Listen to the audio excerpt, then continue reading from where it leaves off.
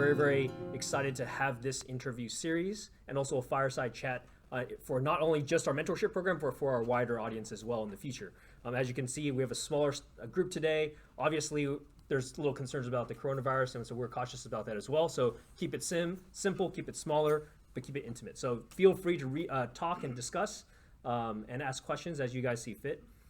First off, I want to thank, from a Monte Jade standpoint, our sponsors. So many of our sponsors like Deloitte and UMCs have been very, very important anchor sponsors for us for a very, very long time, and we really thank them for their ongoing support. With their support, we are able to continue our activities and investments into our community and to continue to build community. Monte Jade was founded by immigrants from Asia over 30 years ago, and the whole idea when they got together was to build community. And how did they build community? They got together and started supporting each other. So whether it was deal opportunities, helping manage or helping lead, or just have some ideas swapping around, that was the genesis of Monte Jade. Today, Monte Jade is still around to build community. What we do now is broken up into 3 pillars. Pillar number 1 is our mentorship program. So our objective with our mentorship program is to ensure that the next generation of Asians have the opportunity to learn from great leaders and great mentors and develop the capabilities to move up the stack. Pillar number 2 is we have technology forums that focuses on the leading edge technologies. So our community has the opportunity to learn about new opportunities and new technologies, along with be able to potentially have the opportunity to join these companies and or invest.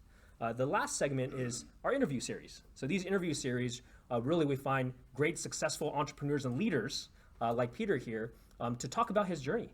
And so really share his experience of what he did and how he struggled potentially going through his process so we can learn that, hey, not everything is super easy. Oh, nothing is easy at all. Yeah. And my name is David Jeng. I am the chairman of Monte Jade. I'm very excited to be here today. I have the great pleasure of being able to introduce Peter Hsieh, general partner of Acorn Pacific Ventures.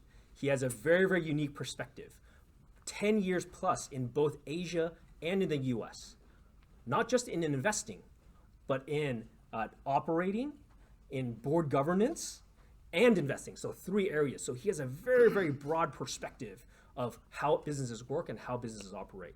He started off as a sales manager at KLA Tencor in Asia, then moved on to H&Q Pacific, so Asia Pacific as a vice president, worked as partner at Harbinger Ventures, was then a partner at Asia Vest Partners, president at Coretronic Venture Capital, worldwide president at Optima Corporation, chief strategy officer at Coretronic, then finally made it to Acorn Pacific Ventures as general partner. During that entire time period, he has held multiple board seats, including Lattice Power, Leo, iSoftstone. Peter is a PhD graduate of engineering from Stanford University and also a mechanical engineer from the National Taiwan University. So let's give a round of applause to Peter for coming out today. Thank you very much. Really appreciate you coming out. It's my honor. So I wanted to start off by asking you about your history. Like, how did you make your journey? Like, where did you start from, and how did you end up here? Like, and just go through a really, really broad, like, your history, your background. Sure. When I was 6 years old in Taiwan, my dad already told me you have to go to the U.S. to get your PhD there, and you can only do engineering. So my journey was set. Yeah. And I remember when I was taking GRE between the 3rd year and 4th year of college, literally did not know what to do. I only knew I had to come to the U.S. So I had only one interest, which was music. So I spoke to my advisor, my professor at school. He said that, do you know there's something called acoustics? I said, yes. When I'm taking GRE, it's from letter A. You try to memorize every single vocabulary, right? In Taiwan, there's a 美家补习班茉莉的一个书叫 Acoustics is one of the first vocabulary you try to memorize. So you learn that it's called the science of sound. So I said, okay, this sounds interesting. Then that's why I decided to take up on acoustics. So when I applied for colleges, I looked up the top 40 engineering schools in the United States. At the time, we didn't have internet. So we had to write a letter to colleges here, and they will reply if they're interested to us, send a very thick bulletin board of these colleges back to Taiwan for us to read. So I applied, looked at the top 40 and found only 14 schools that had acoustics program. I applied to all of them, and ended up there are two universities I was very interested in. One is called Penn State, which actually is very good at acoustics. The other is Stanford. And Stanford acoustics program is offered in the aeroastro department, so I applied to aeroastro department. Then to be honest, I didn't know whether Stanford was good or Penn State was good. In Taiwan, we knew nothing. So again, I asked my professor, he sent me to another science advisor on the national level. This is a big guy. He looked at me and said that, Peter, you're in Taiwan now. You can only see 10 options. And you're picking acoustics. But if you are able to go to Stanford, you're going to see 100 options. So that's how he changed my mind. I decided to come to Stanford and realized that the professor who claims he was doing acoustics has already retired.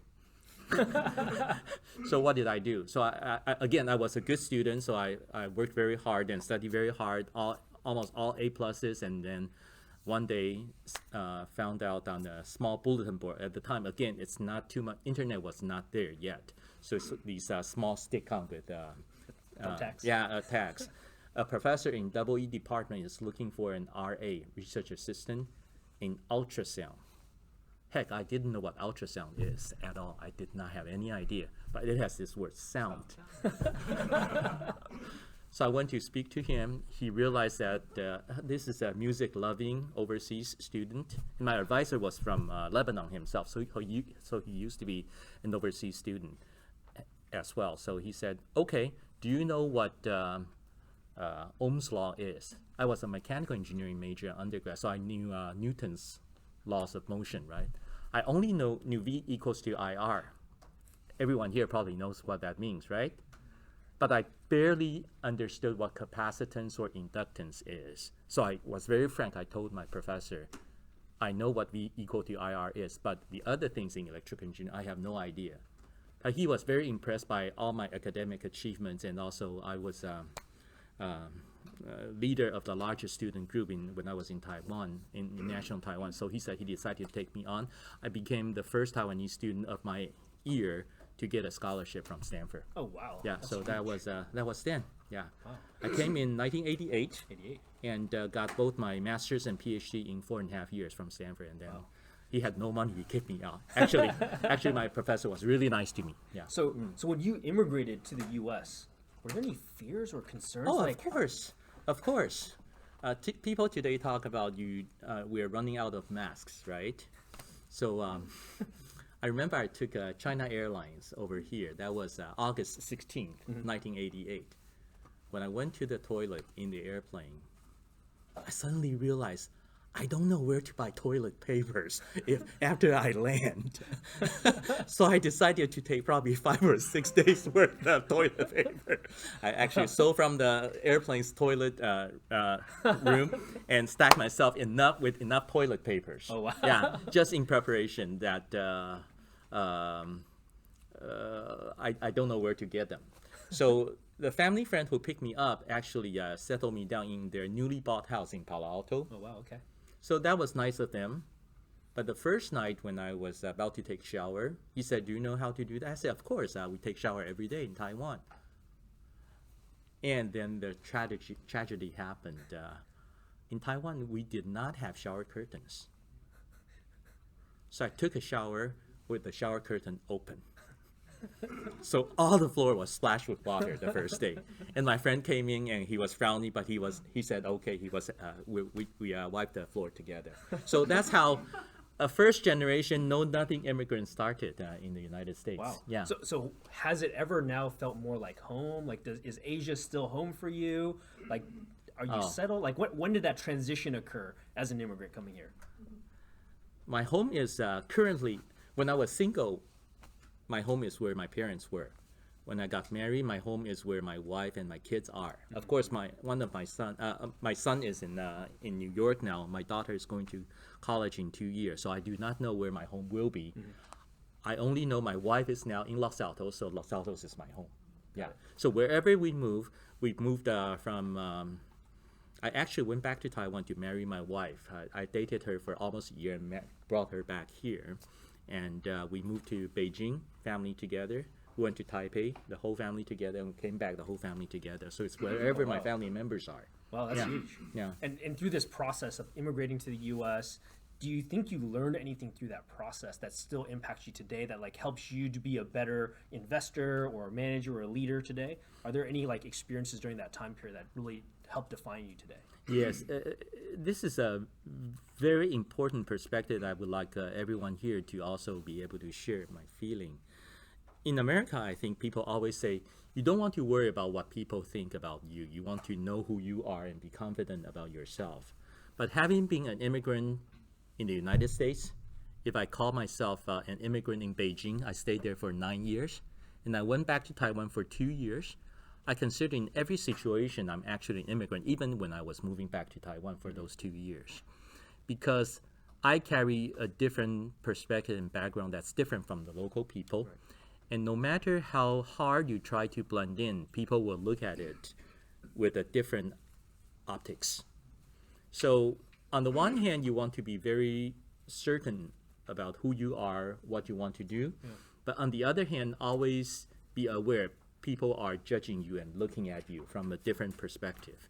For example, when I was about to leave China, that was in year 2013. And that was the year when Xi Jinping was about to take place. And the year also when VPN started not functioning in China.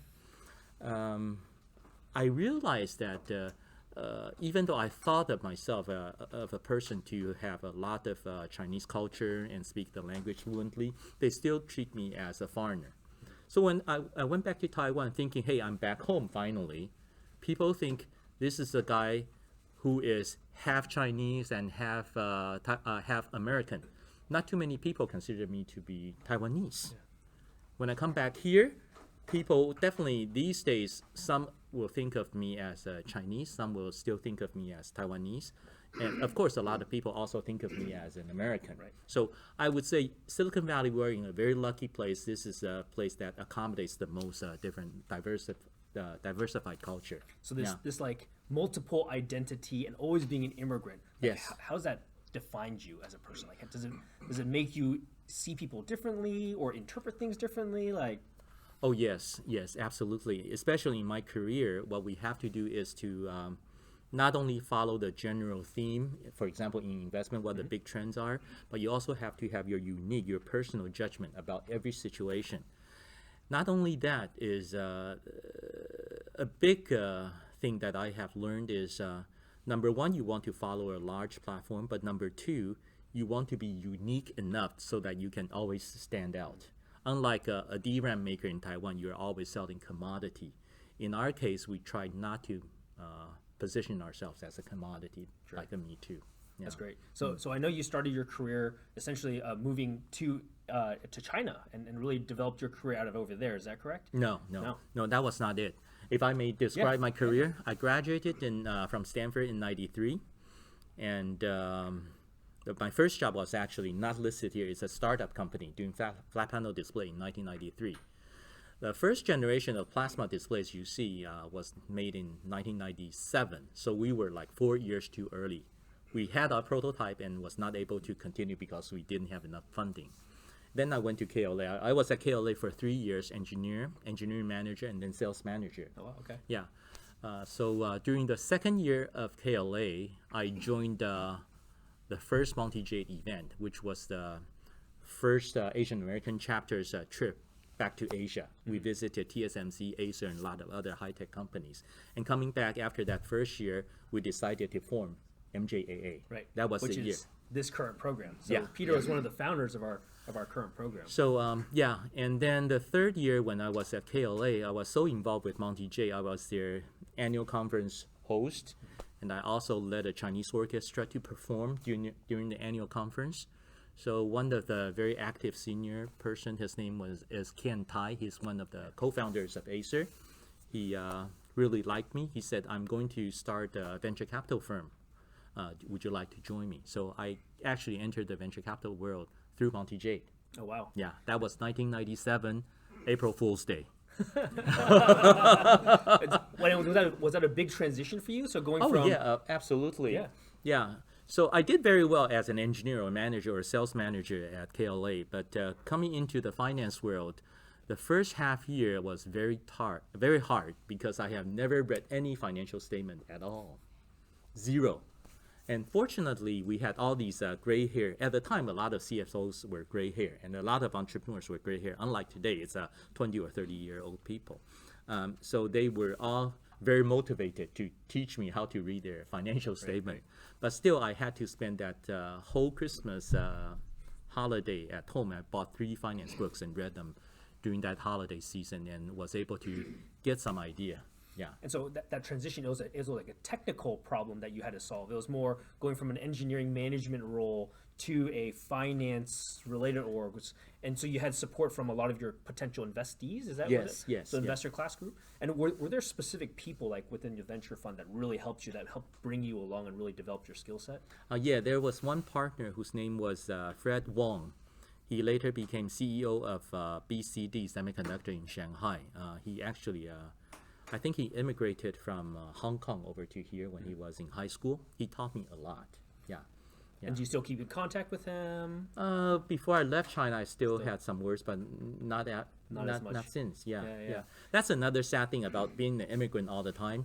You try to keep good friends, but if you do not have too many much FaceTime or interaction, then sometimes, sadly to say, things start to fade away. Yeah. So as you transition from engineering management into venture capital, when did you actually feel like, yeah, I'm a venture capitalist now?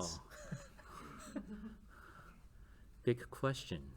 I did VC from 97 till 04 when I was here. And that was in Silicon Valley. In 04, I moved to Beijing to do VC there.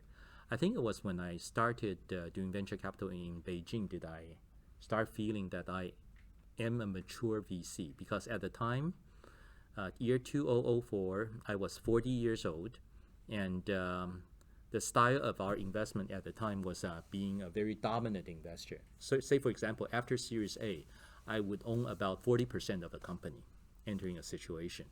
And I will be working very closely with the CEO and all the senior executive team and also other follow-on investors in next round. So I became very active with my companies.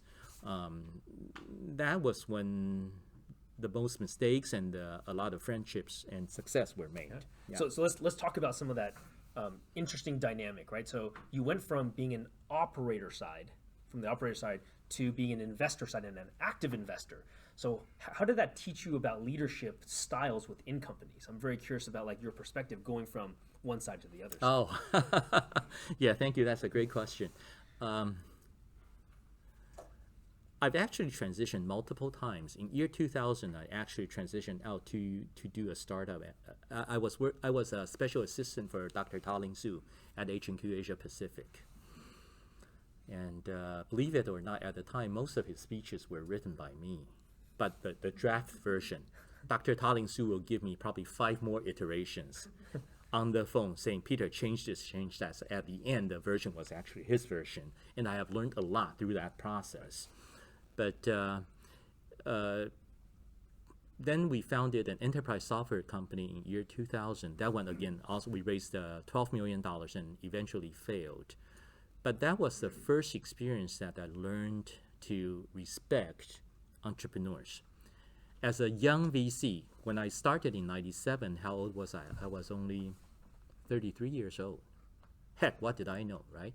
But you would see a lot of other fellow VC think that, I don't know how to say that in English, but in Chinese you would say, 假装很老气横修的样子.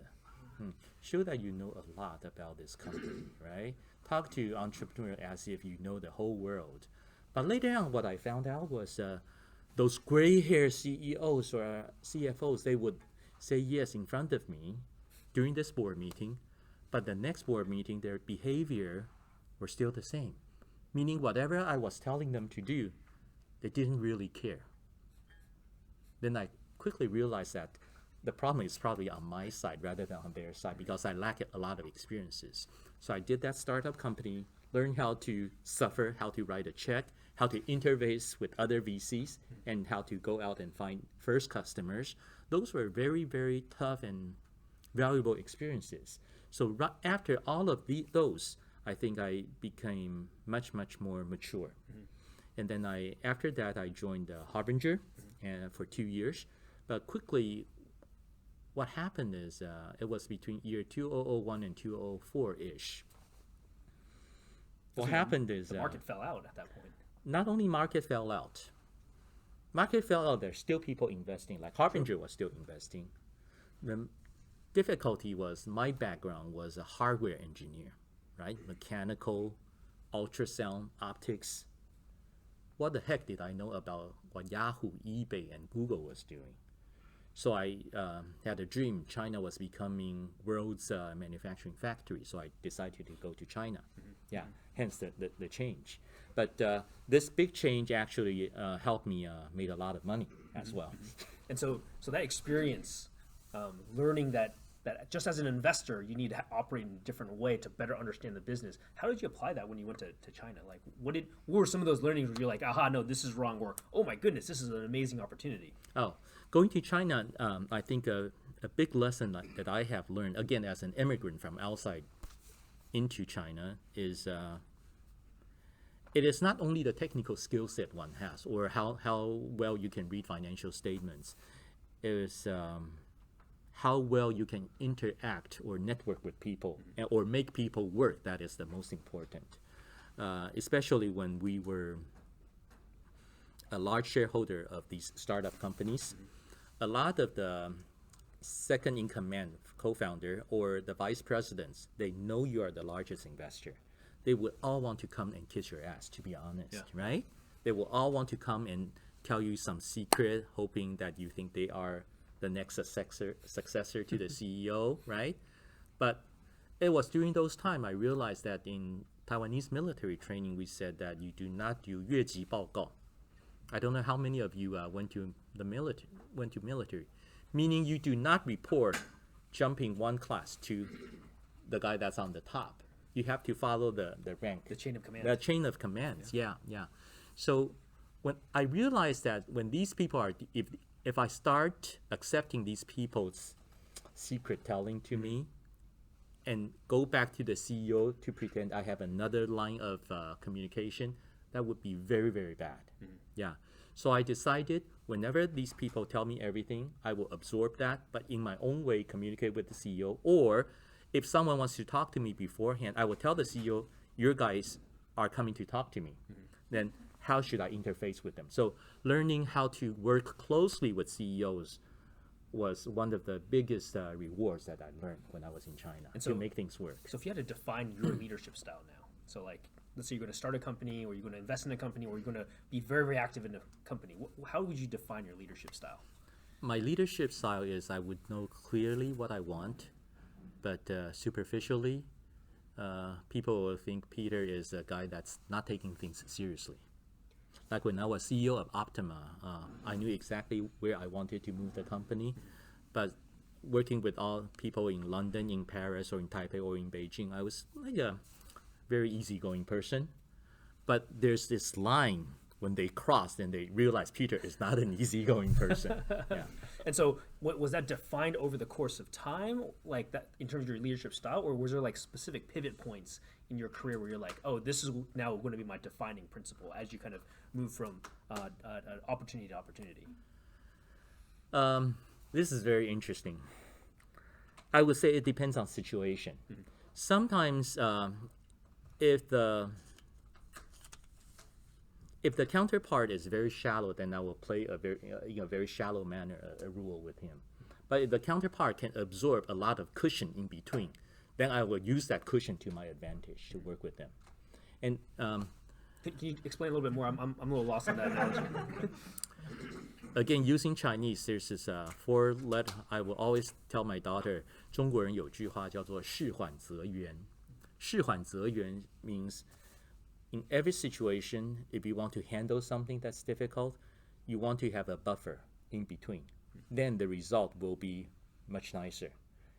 And this relationship, actually, I learned a lot in China. In China, whatever you do, it's best that you have an agent in between, right? Or a white, 我们叫白手套，英文怎么讲? White intermediary. White gloves in between. Yeah.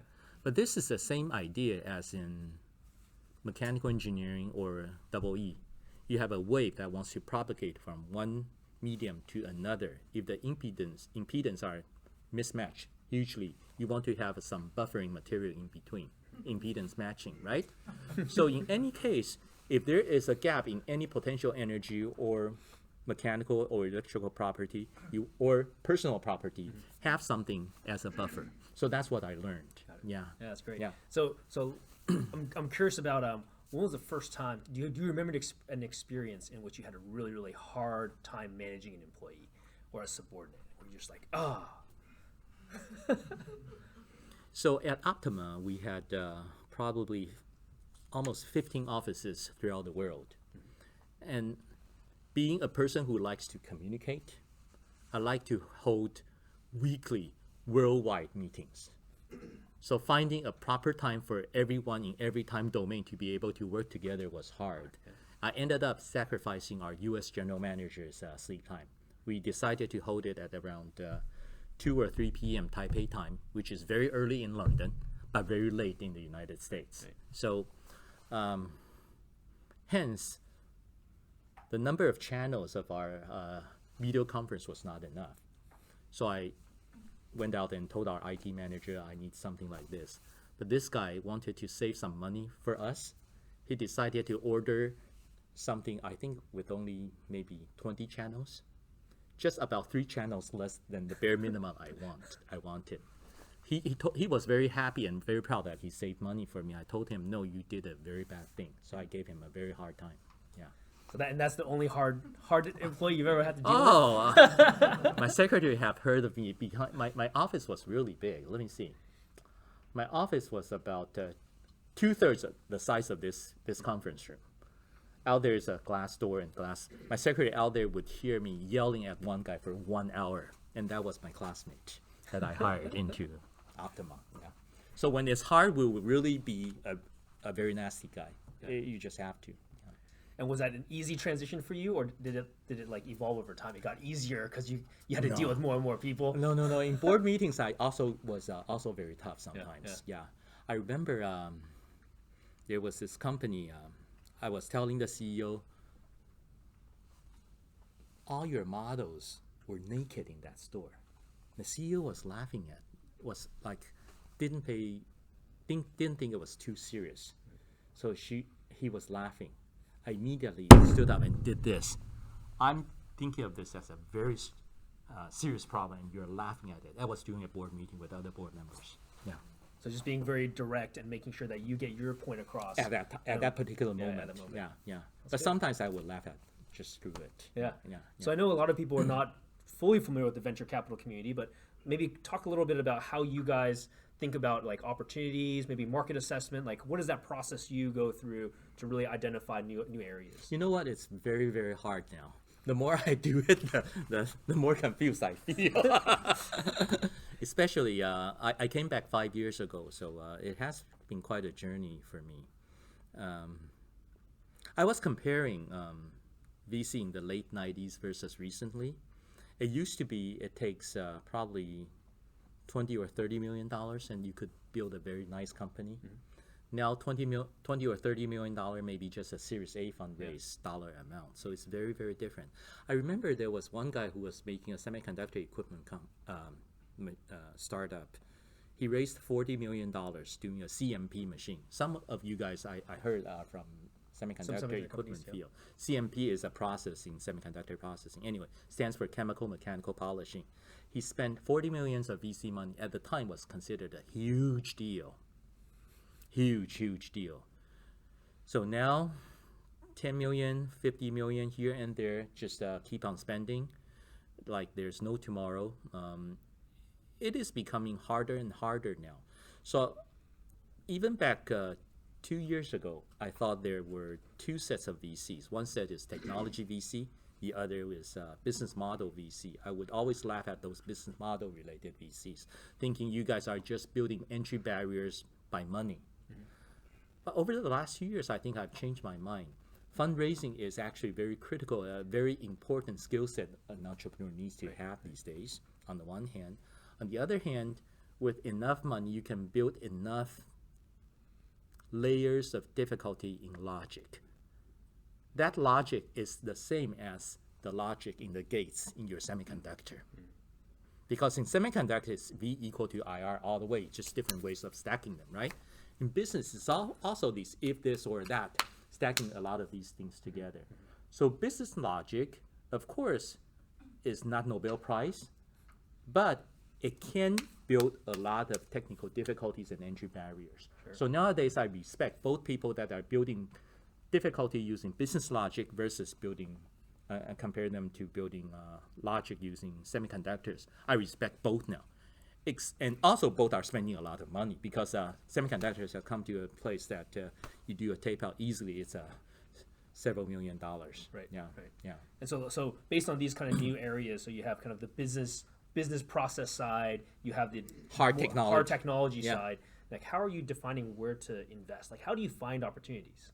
Oh, because we're a small fund, I can only do that. I cannot afford to do this. This usually is, I did an analysis early part of last year. On average, in unicorn fundraise dollar amount was $800-something million. And no way I was able to help my portfolio. Right, you raise can't that. support through so many rounds. No, right? impossible. But I can support a company who needs maybe $50 to $100 million and become successful. So I would still use my own personal background as an engineer to look for engineering challenges there, and hopefully someone is smart enough to solve those problems, rather than someone who went through business school or is able to raise a lot of money and build an Uber. That's just not my cup of tea. Right, it's a different investment thesis, Yeah, essentially. yeah. So I know you've invested in a lot of different companies, and Yes. a number of them are very successful. Can you identify maybe one or two and say, how did you come across this opportunity? Like, just tell us the genesis of that story. Yes, recently iSoftStone is the deal that I'm very proud of. That was the first deal I did when I was in China. I met the CEO in year 2004, the first year when I arrived at Beijing.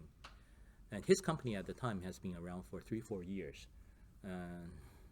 CEO grew up from Wuhan, and Huazhong Ligou Daxue graduate and went to the States for 10 years. Went to DEC and Bechtel, and also got a Sloan MBA from MIT, and went back to China. And he's in '96. At the time, he was already being a fresh MBA. He was able to become a general manager of one division of Siemens in China. That was 1996. Talk about opportunities, right? But he was telling me a story that in year 2003, during SARS time, now that we're in this another virus situation, he had to sell his house to support his company. Oh, wow. So ask any CEO today here in Silicon Valley that's willing to sell his house to support his startup company. Probably not, right? Yeah. So it's a very different way of thinking. Yeah. And that is the company that I instituted a deal structure. Say, assuming you are the CEO, and Helen is another CEO that's running another company. I told you I'm going to invest in your company, but I'm not going to do it until we find a Helen out there that's willing to be acquired by your company. Then I will put my money into the combined entity.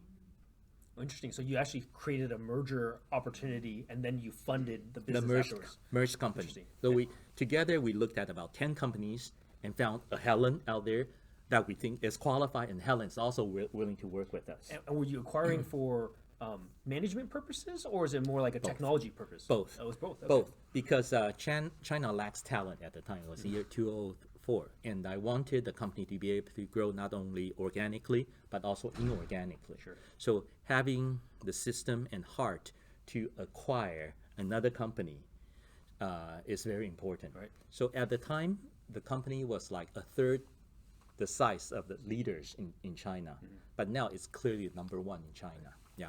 So when I invested, we had about 600 people. We have about 65,000 people now. Wow. Yeah. So it's a huge 65,000. company. That's huge. Yeah, Yeah. huge company. And yeah. would you say that the original investment thesis going in still holds today? Like, this is Of kind course of like, not. It never does. So when we first invested, I was looking at Infosys and Tata, those outsourcing companies in India. Net margin 30%, and growth top line at 30% a year with a PE of about 30. Wow. So everything 30. And I was thinking, okay, China salary is really relatively low, right? So we could, and Chinese people are very good in math. So we should be able to do what the Indians are able to do. So we decided to do that. We were trying to copy that. So we had clients like Airbus, Boeing, Microsoft, IBM, and the likes. And but it was in year 2010 when on the Economist cover page people started paying attention to Huawei at the time. And we had a big business with Huawei. And then we quickly decided, no, we're not going to do outsourcing for a foreign company. We decided to focus on China only. Yeah. Oh, interesting. Yeah. And so the investment thesis was a geographic shift, or was it like a strategic shift? Like, what would you say that change was, going from like a prior investment thesis to the current investment thesis? Cost arbitrage was no longer one of the main theses. Yeah. It was technical expertise. Oh, interesting. So domain expertise within specific Yes. verticals now Yes. was the defensibility. Yeah, yeah. Oh, interesting. But if you look at any startup, I would dare you to say that the day a startup is successful versus their seed round or angel round investment business plan, it's very different.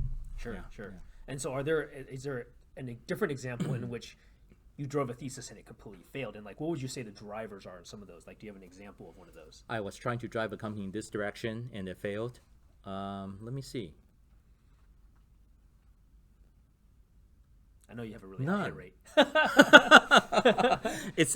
It will probably be banging on the same direction, but failed because technology was not good enough or not able to raise further money. More money. Yeah. So there's yeah. like kind of two areas. So the ability to fundraise as a failure reason, and the ability to break through a technological barrier issue compared to competition. Is that kind of Yeah, the other could be barrier? different. But I think that the capability to raise money is extremely important these days. Yes. Yeah. Yeah. Look at all these autonomous vehicle startups or public companies in the world. Now, I was just chatting with a friend over lunch today. Only the top 2 or 3 are still surviving now, right? A lot of other companies have failed. In this particular, or even up to the next decade, I would say fundraising capability is so important. So if any one of you want to become an entrepreneur, think about how to properly make enough friends to raise at least $100 million throughout the process. And so it's not easy at all. And so as you think about opportunities today, Yes. so you got a group of people here that are mid in their careers, potentially looking at startup opportunities or starting a business. Like, what advice would you give them in terms of like market opportunities? Don't just hang out with Asians. For example, compared to, Helen knows that you and I both came from Taiwan. We're first generation immigrants. But still, even so, having been in VC for so long, my English is still not fluent enough. We all know that. So it is tough, really tough. And not to mention whether I can talk about football or drink whatever cocktail in the bar. I don't know how to do those things. So those are tough things. So one needs to have that side of the capability. If you do not, find a friend who has that capability, right? It is very important. And probably even up to 2 years ago, people coming from Asia can still easily raise money from Chinese investors. But now, because of CFIUS, it's so hard to raise money from them, right? Because they are not investing at all. So that part is gone. In the next 10 years, I can foresee it's going to be here. Then this is where the major battlefield is going to be. So if your English is not fluent, you don't know the culture here enough, make some friends that know it. Yep. Yeah. So there goes to the difficulty of first generation immigrant versus second generation. Right. Yeah. And so how would you say like we should support one another? Should we say like meet each other, find opportunities, introduce each other? Like how would you think this community can support one another to be successful in this space? When I was young, we actually did this. Among young VCs, we would hold Monday morning donut coffee meetings together. It's a mixture of all young VCs who didn't know too much, but we each one bring a deal to the table, and it's a mixture of people from different backgrounds. So we made friends at that time. Sure. Those ways. Another way that we met is we host dinners at our own house with 2 or 3 people But the mandate is each time a person needs to bring a different friend into the group so that we get to know more people. So if you are thinking about doing startup, you have to think about getting to know way more people than you know today. Yeah. So you talked a little bit about like the changing landscape of VCs, right? So going from, large investments in the past of like 10 to 20 million to now 10 to million is almost a rounding error with some of these unicorns, right? So, and now with SoftBank, Vision Fund 1, we'll put a question mark on the long-term viability of that Sure. and their difficulty raising fund number 2. How do you think that those guys are going to fare out longer term? Do you think that's going to continue as a macro trend? What do you think is going to happen? I think in the near future, things are going to have some slight changes, but not much. The reason is Sequoia, KP, NEA, all of them just raised billion-dollar funds, $2-3 billion funds. Where are they going to put the money to work? It's going to be in a lot of deals and in large check size. So that is going to continue. But investment cycle of a VC fund is probably typically 3 to 4 years. So if you want to pay attention, look at these fundraising of VCs in probably 3 years. Are they still raising billion-dollar funds? If they still are, then it's still going to be a large check size game. If they cannot, like Vision Fund 2 right now, what we have read on the newspaper is most of the money come from the management themselves rather than from outside investors. 40 billion of the 58 supposed to be coming from SoftBank. Yeah, and their Vision Fund 1 is telling their portfolio companies, from now on, don't count on spending our money anymore because we want you guys to start making money. So I think there's some slight shift. But in the next 3 years, with all these Sandhill VCs raising so much money, I think so the next 3 years, the carnival is still going on for quite a while. But on the other hand, that's my personal investment thesis. I would say with supply chain shift, we're Monte Jade annual conference. Let's do some commercial here, right? With supply chain shift, a lot of them out of China, maybe some back to the U.S., some down to Southeast Asia. There is going to be a lot of opportunities, and money is also flowing to Southeast Asia. If any of you have some Southeast Asian background, think about that. Because first you will have supply chain shift. Second is those workers will have enough money to spend, right? Third, they will spend money into not only buying, in the old days of China, buying 山寨手机, but then later on they were buying name brand 手机, right? And then they're demanding better restaurants, clothes, so things start to fly. I think there's going to be a huge wave in Southeast Asia. So you're a very like macro picture kind of person, like saying identify the macro trends and then invest with that macro trend. I think that is important. Yeah.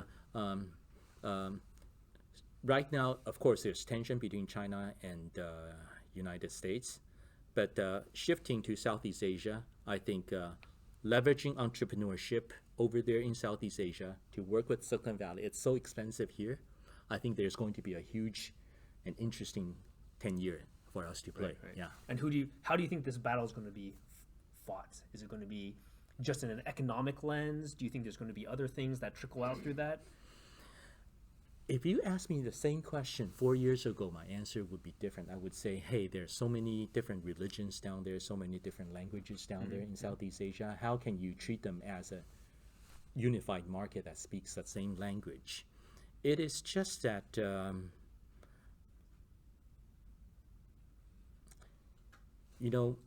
in thermodynamics, you talk about something called entropy. Any one of you know what entropy is? We share that story, right? That's right. Yeah. That's right. There's so many energies that are already building up there in Southeast Asia.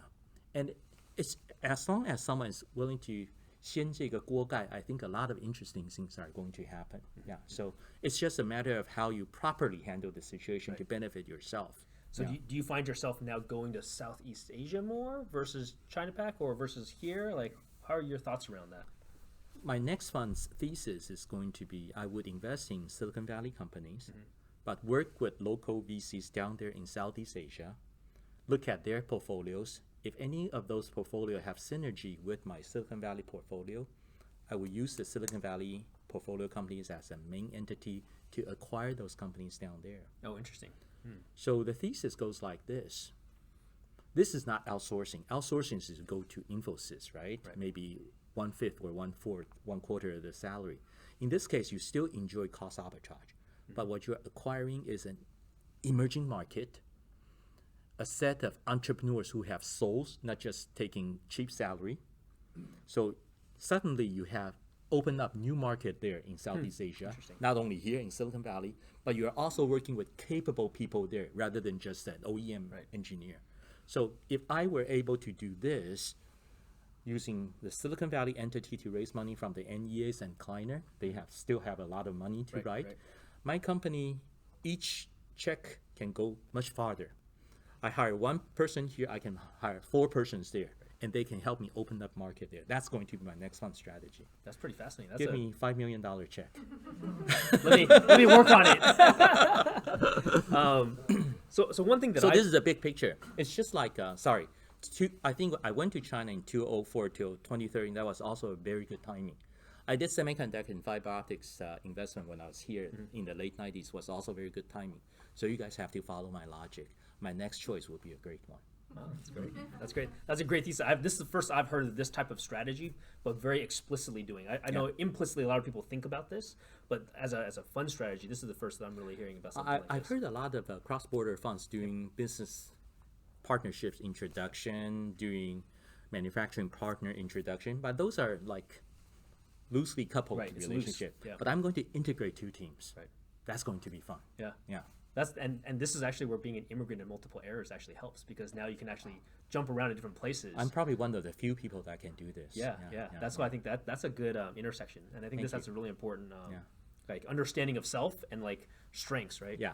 So one of the topics that's really passionate for me is that just in the Silicon Valley, there's almost 36 Asian technology associations, and for me it bothers me, right? And it bothers me too. Yeah, so it's like in Chinese there's this kind of word, it's called or this phrase it's called 一盘散沙, right? So like we don't work together, we don't collaborate, we kind of like look at our own self and like 别管别的人事, right? Like that kind of concept. But our Indian counterparts have one, Taikon, just one. And so when you look at them in like the corporate environment, they help and support and they kind of pull each other in. And I think this is a lot of the struggles that we actually see on an ongoing basis. And I'm curious, like, do you have any thoughts why this exists? How we can actually get people more close together? Do you have any thoughts around that? Tough. If I had, I would be Monte Jade's chairman, right? I know I could not do that, so you are the chairman.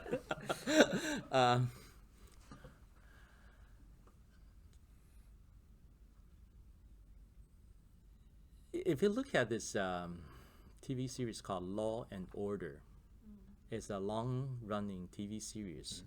I think in the late 80s there was one episode. The stage was set in a hospital environment. There was an Indian, I think an intern, who was telling other interns, I have to work 3 times harder than you guys because I am an Indian, right? But Indian people are their social status is very different now. For Asian people, I would say it's the culture that makes us different. When I first came to Stanford, in Taida, we usually only wore 运动衣, 运动裤 to classes. I don't know how you say. It's like sportswear, activewear. But it's definitely not fashionable activewear. We were also wearing 那个叫什么? 拖鞋. How do you say that in English? Slippers. So I was wearing these things to go to classes at Stanford. And it so happened I had a teacher, I think a professor I think he was from Finland. I was the person that always liked to raise my arm and ask questions because I wanted to learn, right? Even some vocabularies I didn't understand, I had to ask. Remember I was in Aeroastro, right? So there was this space mechanics class. They were talking about 2 satellites coming together. The teacher was keep on saying, it's called rendezvous. Heck, I don't know what rendezvous was, so I raised a hand and asked the teacher what rendezvous was. All the other students were laughing at me. The teacher asked me to go up the stage. And Stanford was one of the more advanced universities that our classes were broadcasted to HP, Xerox PARC, and NASA, where you had students there. So a poorly dressed foreign student was standing up there. And it's like teachers just purposely asked me to show the world how badly I was dressed. Oh, man. Yeah. So And if you look at a lot of students from China, they're super smart, but their behavior maybe not just as poorly as I was, but their behavior was also very aggressive at school.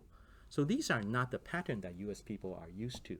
So again, my encouragement to young engineers or entrepreneurs want to be is to make friends such that you know their culture, what they like and what they don't like. They will tell you the truth, rather than enjoy that on stage or in the real tough business world. I did that too late. I probably will never be able to achieve that. But I hope you guys listen to this today. You will think about it and go back home to think, okay, I'm going to make friends with a huge diversity. I think that is very important. Yeah, That's fantastic. I think that's a great topic to close on. And I Okay. want to thank you very much, Peter. Thank you. Thank you very Thank much. I want to take this time and open up to Q&A. Is there anyone with any questions for Peter? Gloria? So I'm really fascinating about to hear your view about the next trends or the next moves in Asia, especially Southeast Asia, because I'm from Southeast Asia. Oh, you were? Okay. I was from Malaysia. Mm. And then my curiosity is, there's so many countries in Southeast Asia, and which one do you think has the best opportunities in Southeast Asia? This is a big direction I have. Well, how I would personally start is from friends that I have known for a long time. For example, I have a friend who is doing VC in Singapore and also Indonesia. I trust him very much, so I'll be working with him. I have a Stanford lab mate who is doing venture capital in the Philippines. I will do that. I have, of course, a lot of undergrad classmates that came from Malaysia. So some of them have gone back and some of them are still in Taiwan. I will work with them. Okay. And of course, I will work with people from Taiwan. Okay. Yeah. Great. My follow-up questions actually is, in Southeast Asia, which part of the tech, like software, hardware, and which part do you think has the biggest potential? That is a very difficult question to answer, but what I know is this. You just have to think the world is getting digitized. Yeah. But a lot of people will think digitization is actually high tech. But think about digitization of very traditional tech. So if there are a lot of traditional tech there waiting to be digitized, whatever that is, soft or hard, or semi-soft or semi-hard, and you have someone that's working on that, and it seems difficult, that's something I would be interested in. For example, when I moved to China, remember I said, I was thinking it's going to be all hardware. It was going to be manufacturing factory of the world. But I did several deals there. Only one deal was a hardware deal. All the others were not hardware deals that I did. But I was probably lucky enough to know there was going to be a big trend in China happening. So I went to China. So I think not necessarily do you have to know the proper specific vertical in Southeast Asia, but just get to immerse yourself there, to talk to people there. Things will flow, and then if you are smart enough, you'll catch that big wave. Yeah, but it's hard to forecast what that big wave is. But I do know there's going to be a wave. Yeah. Yeah. Thank you. Yeah. Oh, hi. Yes, I want to thank you very much for all your valuable suggestions. Sure, sure. So it has my power a lot. Also, my first job is was with KRA too. Oh, really? Yeah, I spent 3 years there. Oh. My question is that, yeah, so I wonder at the time when you decided to transfer from the engineer to the VC, how did you balance the risk and the return? Because it's working at a large company, you can have the stable paycheck, but VC is kind of high risk, especially when you did not have the experience and the skill sets. Yeah, so what makes you make that decision? So that's why I said I joined on April Fool's Day. I think to be honest, I actually think it was a mistake. Yeah. At the time, I was also, on the other hand, thinking about applying for graduate school, MBA, business schools. I had gotten all the application forms. It was just that I have not started filling them out and started the application process. in one of the original questions was, if I could go back, what would I have done? I probably would go back to business school. The reason was this. I spent 4.5 years at Stanford, day in, day out in schools, listening to lectures or working in my within my small optical curtain with lasers every night, right? Talking to almost nobody. So social circle was not that big. Going to Monte Jade was good, but it's a very unified type of background. At KLA, I was able to meet a lot of people from different backgrounds, and you could see from my career migration, engineering management, then to sales. I was trying to broaden my horizon too.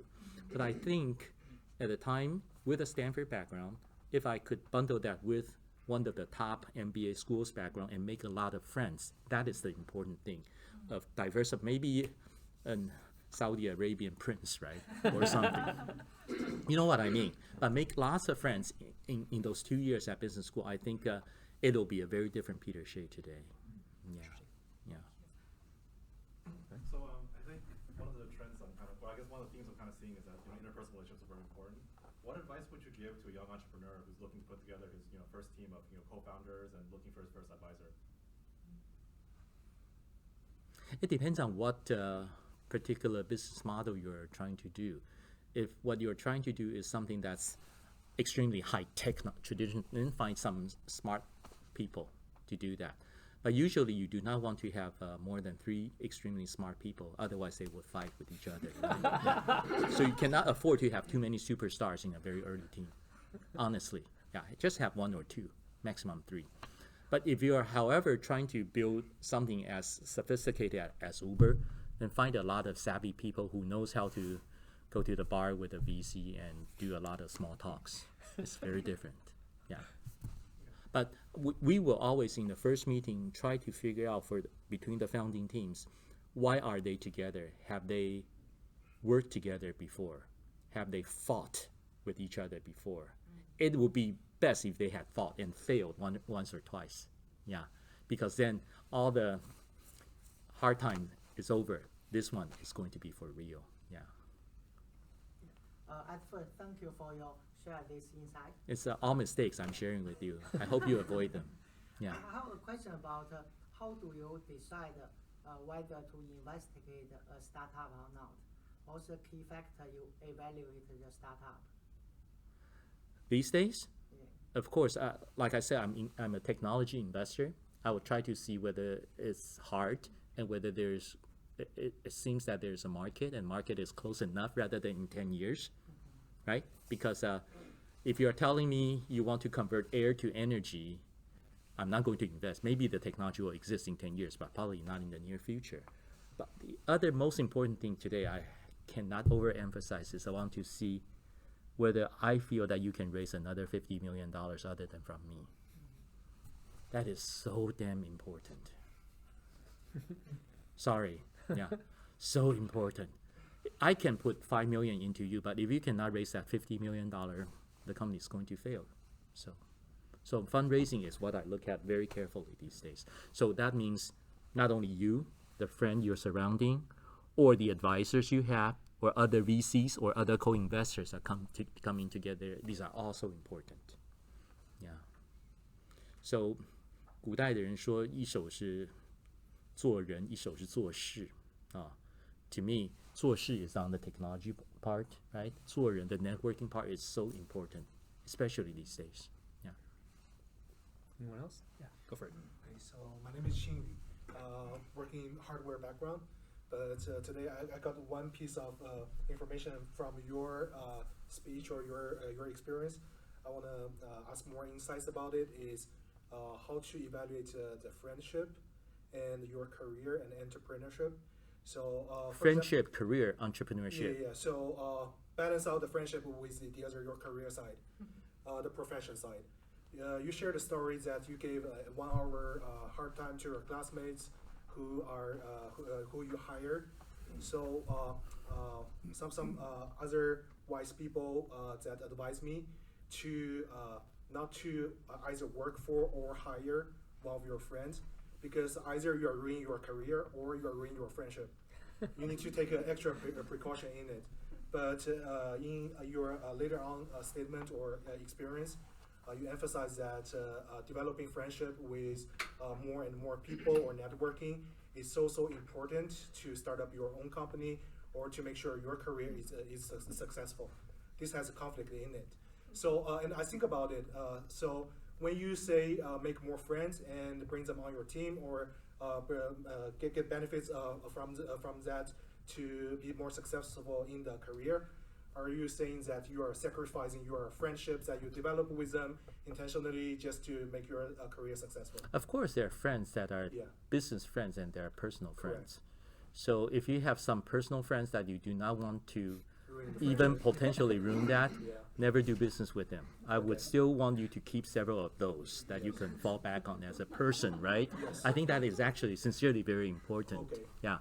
But on the business side, I think I read it somewhere that maximum one can concurrently maintain a relationship with probably 200 people. Yes. Because you need energy and time and everything Yeah. to maintain your friendship. So by co-founders, by other people that you work with or fundraising, I'm talking about this latter one, this 200. Okay. Yeah. Thank you. Any other questions? Yeah, go for it. One question is, I'm not very familiar with like a VC angel. So what kind of a situation you should look into the angel fund? What kind of situation the staff should go VC? In which stage the staff should go VC? Yeah. Angels are responsible for their own money, Oh, okay. right? Like he can be an angel. He is an angel. He personally invests, and he doesn't need to generate returns for That's right. It's for just- your future son or future daughter, right? I don't have a fiduciary responsibility Yeah. to like an external I need investor. to do that. Oh, okay. So but there can be very rich angels who write $5 million checks, or very poor VCs that write $1 million check too. So usually when people talk about angel, it's more earlier stage. Several angels do a club deal together, and VCs are more later stage. But I don't think you should dwell on the meaning or differences between the definitions so much. Just think about the first round of checks, you probably will be less likely able to raise money from VCs. So try angels, yeah, because they can write check much faster than VCs. Oh, okay. So there are a lot of angel groups here in Silicon Valley. You can go out and network with them. Yeah, yeah. Any other questions? Yeah, go for it. One more, yeah. So like, you remember, you mentioned that when you were in China, you learned a very good lesson is that don't 越级. And so I wonder, based on your experience, is that don't 越级 is only true in Asia, or it's also true here? Of course, I think it's universal. It's universal. Yeah. The reason why I ask so is that like my previous company is a startup. So our CEO, he's a very wonderful person. Everyone loves him, and one of his routine habit is to walk around the companies and talk to every individual employee. This is way how he gains extra information and to build the strong relationship with his people, right? So, but yeah, so using this way, right? So we still pass the information to him, right? So if people should not do the 越级, but why is this kind of habit is so encouraged and be valued? So what he does is what HP does, called it management by walking around. I think one of the earlier business books I read was talking about this type of management style. But you can only gain so much. For example, when I was CEO of Optima, I have hundreds of employees, some in Taipei, some everywhere. Whenever I go to an office, I'll try to talk to a lot of people or have lunch with them, so on and so forth. But the more serious, formalized, analytical data gathering and analysis, you still want to have an organization to do that. Just by casually talking to people, the sampling point is too shallow. Yeah, yeah. You can make friends, make them feel that, hey, this is a nice guy. But the tough decision will not be formed because of that. Thank you very much. Yeah.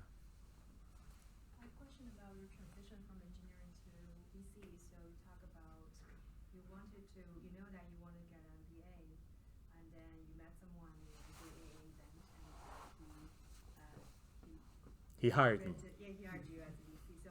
So I guess in terms of self-identity, or at what stage or what type of event trigger your thinking that I want to switch from engineering to management, sales, or business, or VC? I Or see. what type of quality do you see in you, or that person at the JAC saw in you that thinks you might be a good person for? I see. Well, this is the answer varies from person to person. Of course, it's all personal experience. Yes, I went to Taida. Yes, I went to Jianguo Zhongxue, and yes, I went to Stanford, and I graduated in a very short period of time. But I have always knew I was not good enough an engineer. I never really enjoyed engineering. I enjoy hanging around, hanging out with people. So after the first startup failed, that was in 1994. So I left Stanford in March of '93 and did one. That started only 1 year. '94 was really a tough year. I don't know whether you're old enough to remember those things. I had to borrow every Sunday version of San Jose Mercury News from my undergrad classmate who was a Stanford student at the time, because I didn't want to spend that $1.50 to buy San Jose Mercury. I was so poor. So looking at classified ads to see who is hiring, because internet was not very popular at the time. And I went back to Stanford. There's this office called Career Planning and Placement Center. I read a lot of books there. In one particular paragraph, it says, to make the most money or to become a CEO, you either have to do sales and marketing, you either have to do sales or have to be a CFO. So I knew I had to do something in sales and I had to do something in finance. Yeah.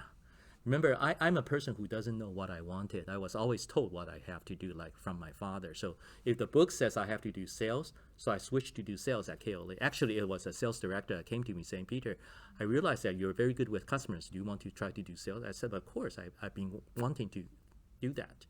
And doing finance, and this is, it's a dream that I have, not only because I wanted to be a CEO one day, but also I wanted myself to feel I'm complete.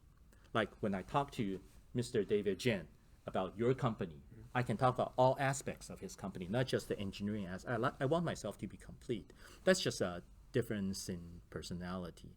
My dream is always the day when I close my eyes, I don't want to have too much regrets that I have not experienced. So you can see I've done so many things, but it's very tiring doing so many things. Yeah. Any other questions for Peter? Yeah, Gloria. Actually, I have one question. But before I start my questions, I think your talks today actually just reaffirm me that I'm joining the right organization and meeting the right people. that Wow. can help me to grow. So happy to hear that. Because of him. I think it's I don't know. I think it's everybody. Yeah. Yeah, Mm. around me, and then I've seen a lot of great people that really helping each other out, and I think this been the organizations I've been looking for the longest time. That's great. Yeah. But the next questions I have might be a little bit off topics, but I was just trying to see what's your take and what's your insights about the futures of the technologies and innovations. As you can see right now we have two separations, the East and the West, and they both want to be the lead or the big brothers in the futures. So where do you think that the lead is going to be? Geographically? Yes, geographically, East or the West regions, and also do you think that one day all this will be reunited again? I firmly believe one day it will be reunited again, but how soon I do not know. Usually when I go out and give speeches, I would talk about the OSI 7 layers. Any one of you familiar with what that is? If you don't, can you raise your hand?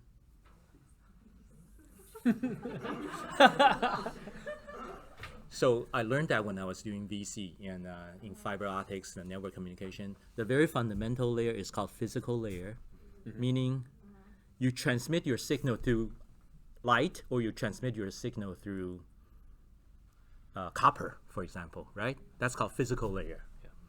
The highest layer is called, what is the highest layer? Application. Application. Okay. That's how you do these things. And the one that's beneath it, what is that? Presentation, right?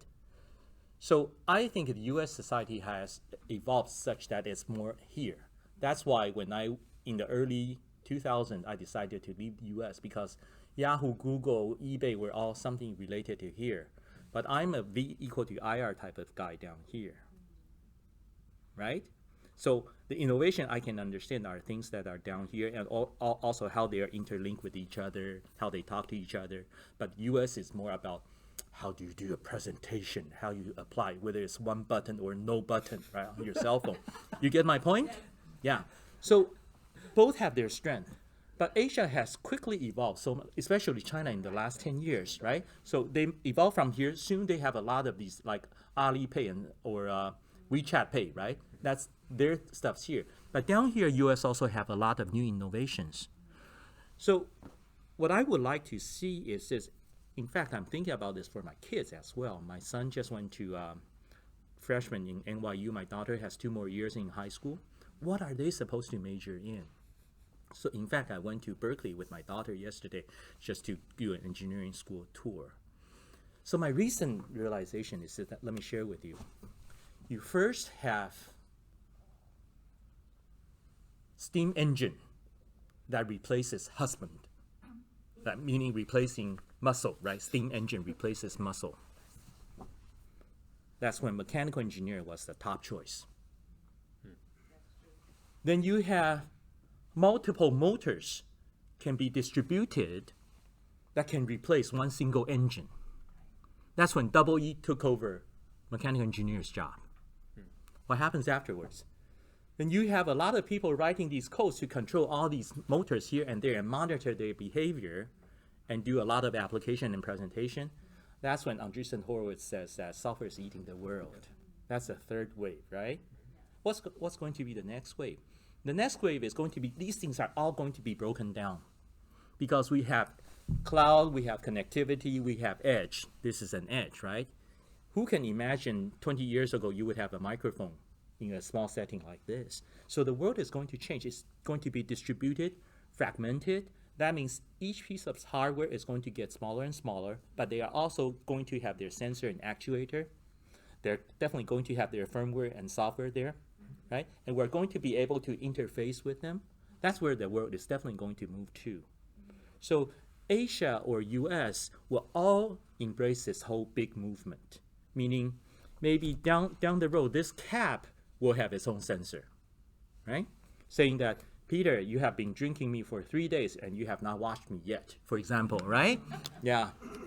So think about this. This is called Industrial 4.0, meaning it's the digitization of the whole world. Maybe this piece of cloth, you have seen a lot of startups that have some circuits inside to tell you how much you have, your heart has beaten or how long you have slept on your bed. Like my bed is the piece of cloth is actually a sensor at home. So you have all of these things that are being digitized, have software, are transmitting or receiving signal. So that's where the big wave is going to be. So just think about that, and I think you will be okay. And think about Southeast Asia and U.S. relationship. I think you will be okay. Just keep on breathing that. Whenever there's a topic like this, think about how that's going to affect it. But another important thing is, whenever there's a big topic, think about how that's going to affect stock market. That's your near-term other type of income. Yeah. So develop that 反射动作怎么讲? Reflect. Meaning you don't even need to think. You already are thinking about it, right? Yeah, yeah, something like that. Yeah. Good. Oh, okay. So whenever you think about how the world is going to evolve, think about, Peter says, the world is going to get digitized. And Southeast Asia is coming up in the next 10 years. And US is still going to be the strongest. Think about that. And also think about, okay, Tesla Shanghai has successfully done manufacturing. Then you should have bought its stock, right?